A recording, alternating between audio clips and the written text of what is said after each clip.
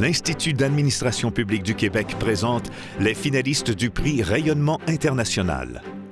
Finalistes: Ministère de la Culture et des Communications, réalisation, programmation littéraire et culturelle du Québec à la Foire du Livre de Francfort 2020-2021. L'objectif du projet, c'était vraiment de maximiser la présence québécoise d'auteurs et d'autrices à la Foire du Livre de Francfort. C'est un marché international énorme au niveau de l'industrie du livre dans le monde. En effet, il s'agissait d'une part de convaincre les éditeurs allemands de publier des livres québécois en traduction allemande, mais aussi d'inciter des directeurs de festivals à organiser des vitrines québécoises en danse, en théâtre, en littérature, en cinéma, en art numérique. Plus du tiers de la délégation canadienne d'autrices et d'auteurs était du Québec. On a vu aussi la traduction de plus d'une centaine de livres du français à l'allemand. Ce sont des auteurs qui étaient complètement inconnus ici avant, qui n'avaient jamais été publiés en traduction, et on retrouve maintenant leurs livres dans des librairies à Berlin, à Munich et dans toute l'Allemagne.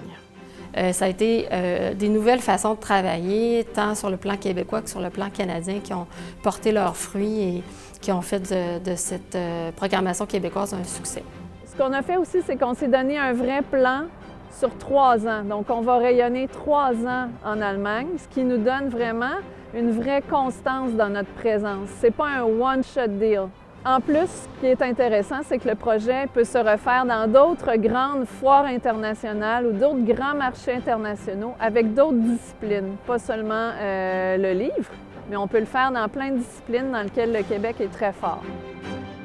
Finalistes: Ministère de l'Environnement et de la lutte contre les changements climatiques. Réalisation: Programme de coopération climatique internationale. Le programme de coopération climatique internationale qui a été lancé en 2016 vise à appuyer les pays vulnérables au changement climatique de la francophonie à lutter efficacement contre les changements climatiques, soit par la réalisation de projets d'adaptation aux impacts de changement climatique ou des projets de réduction de leurs gaz à effet de serre. La solution qu'on a développée, c'était le reboisement. Nous nous sommes dit que si tout le monde fait comme nous, dans l'avenir, ça va aller. Le programme de coopération climatique internationale a soutenu jusqu'à présent 37 projets dans 12 pays différents. Donc des projets de toutes sortes de nature en gestion des matières résiduelles dans le domaine agricole, de l'agroforesterie, de la gestion de l'eau également, dans la formation aussi. Des projets de protection de la mangrove, des projets de biométhanisation, il y a également de l'agriculture durable avec le goutte à goutte. Donc c'est très, très diversifié selon les régions et les besoins des organisations locales. Donc, le programme de coopération climatique internationale pourrait inspirer d'autres pays à s'engager dans la lutte contre les changements climatiques en soutenant des efforts des pays en développement.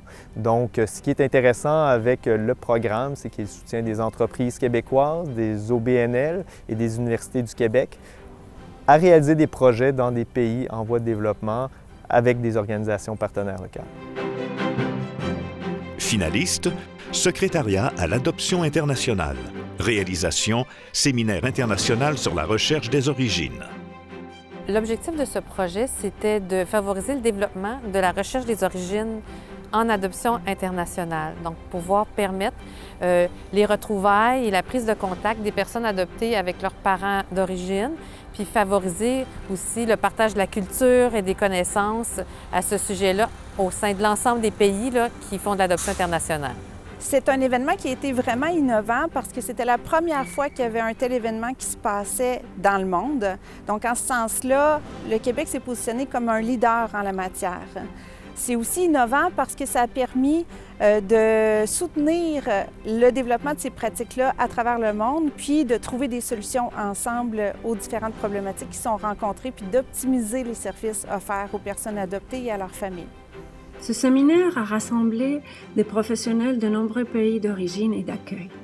Une expérience unique pour pouvoir partager et apprendre, où tu voyais le résultat d'une organisation conjointe avec les adoptés et leurs familles. Un projet à exporter à l'international. Je pense qu'on a une expertise au Québec, puis c'est intéressant avec ce séminaire-là de pouvoir démontrer que cette expertise-là était intéressante, puis que les personnes qui travaillent dans le milieu de l'adoption dans d'autres pays puissent copier certaines choses qu'ils pourraient refaire de leur côté. Fait que ce séminaire-là nous a apporté quelque chose de vraiment intéressant. Les partenaires des prix d'excellence de l'administration publique du Québec souhaitent bonne chance à tous les finalistes.